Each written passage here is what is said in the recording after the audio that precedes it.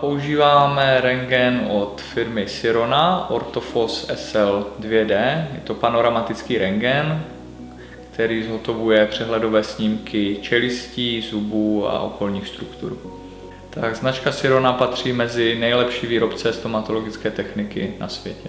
Největší výhoda panoramatického rentgenu je v tom, že zobrazení je digitální, to znamená, že umožňuje redukovat dávku ionizujícího záření na úplné minimum. Další výhoda je, že panoramatický rentgen je přímo v budově kliniky, to znamená, že pacienty nemusíme nikam odesílat a hlavně přehledový snímek máme připravený již při vstupním vyšetření.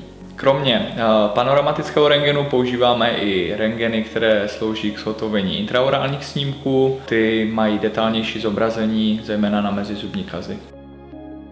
Tak intraorální rentgen slouží především ke zhotovování zkusových snímků, takzvaných bitewingů, na kterých se hodnotí především mezizubní kazy, které nejsou při běžném vyšetření viditelné, pokud nejsou velmi velké.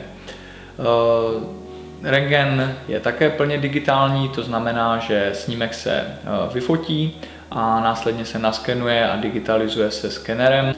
Největší výhoda tohle rentgenu je především kvalitní zobrazení, kde je přímo u stomatologické soupravy, to znamená, pacient je snímkován přímo na křesle a nemusí odcházet do speciální místnosti.